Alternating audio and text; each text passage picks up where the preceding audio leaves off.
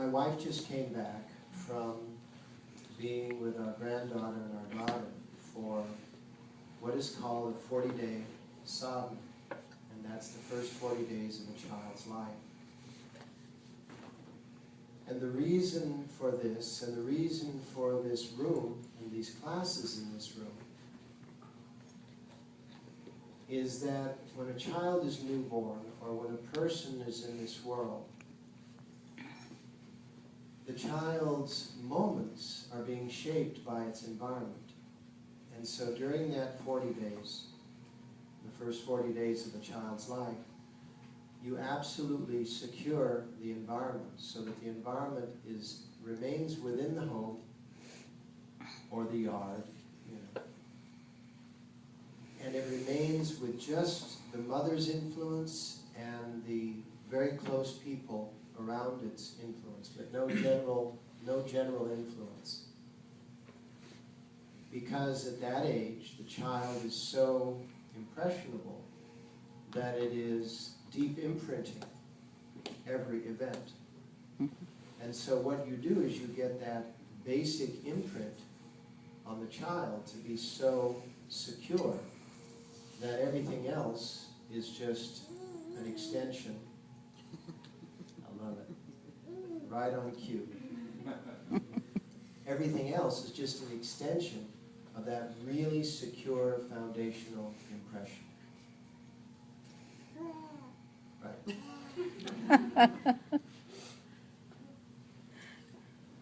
That's beautiful. She didn't want to be in that last class. She says, I want out. I want to participate. Now here you are at this age in your life, and you're in this room because you're pursuing mastery. You're pursuing self-mastery.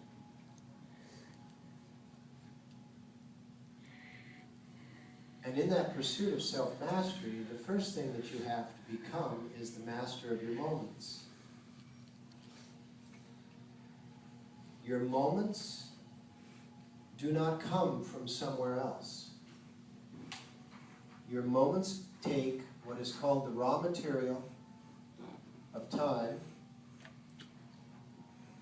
and shape it. And if you don't shape it, just like if the immediate family doesn't shape it for that newborn child, if you don't take on the task of shaping your moment, then time, through the filter of your environment, shapes it for you. When you live by time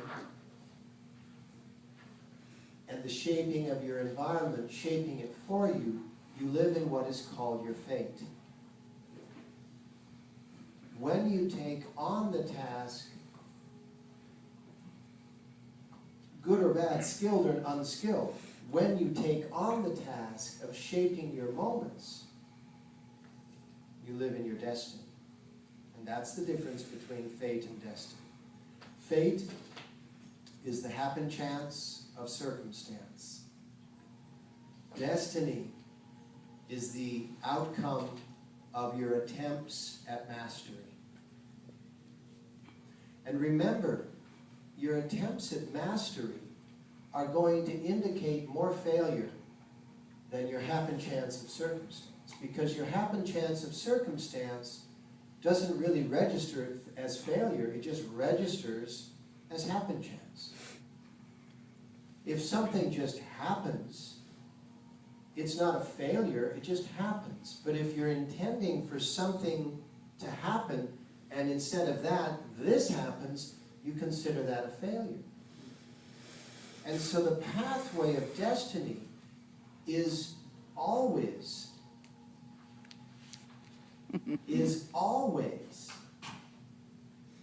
more uncomfortable than the path of fate. Because you're constantly facing your failures. And the road to success is paved with the bricks of failure. Evolution itself, science determines that on average, attempts in round figures 50,000 alternatives to the crisis that it is facing in order to get one of them right. Can you imagine if your batting average, so to speak, was 50,000 failures to one success? I know. I'm telling you.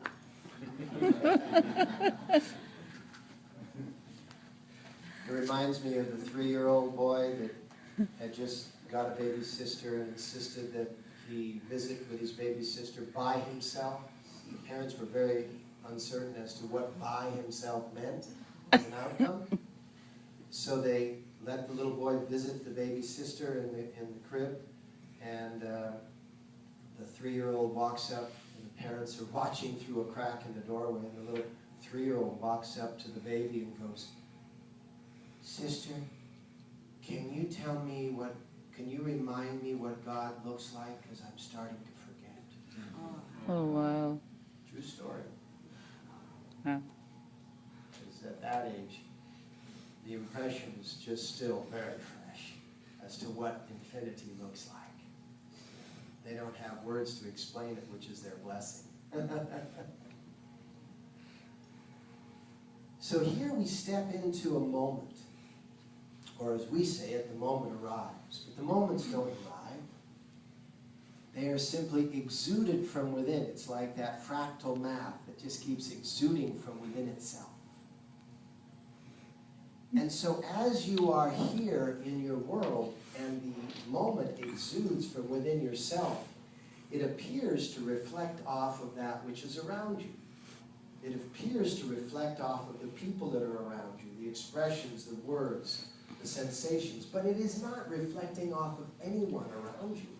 It is projecting from within you, through you, and reflecting from the around you back to you. And so you're seeing yourself, aspects of yourself, reflected off of these mirrors or these screens, which appear to be someone else.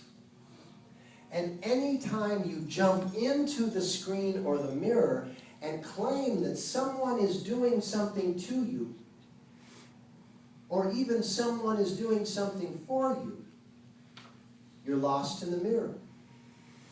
And to be lost in the mirror can be very lost. Because you can ultimately end up becoming a reflection of a reflection of a reflection of a reflection of a reflection of a reflection, where there is no true way to know which way to get back to self.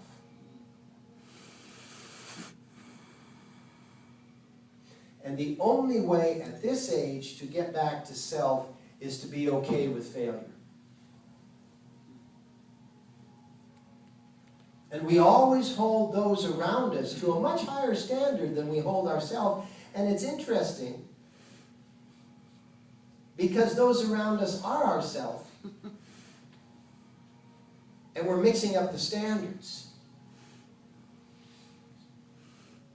For us to look at that which is around us and judge it by that which we determine or believe that we are at this moment, can you imagine that reflection that's coming back to you? Could have taken 1,000,000 years, lifetimes to get back to you. So the only thing that you can meet a reflection that's coming back to you with is innocent curiosity.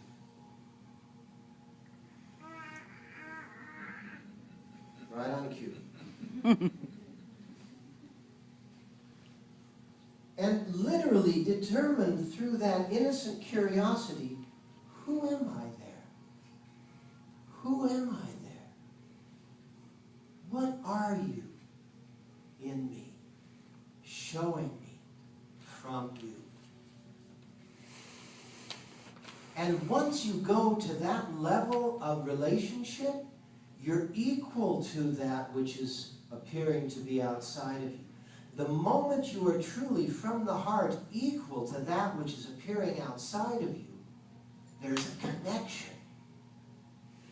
The moment there's a connection, there's a greater ease. And the moment there's a greater ease, that which is being magnified in order to gain your attention is reduced because it's got your attention. And that is ultimately what Gandhi meant when he said, be the change that you want to see in this world. Because the moment you come to that change, the world around you comes to peace. And the moment you can influence the world around you to come to peace, I know, I want to play too. The moment you begin to influence the world around you to come to peace, you begin to form your moments. And your moments then begin to shape the thought and the feeling that you have rather than the reverse.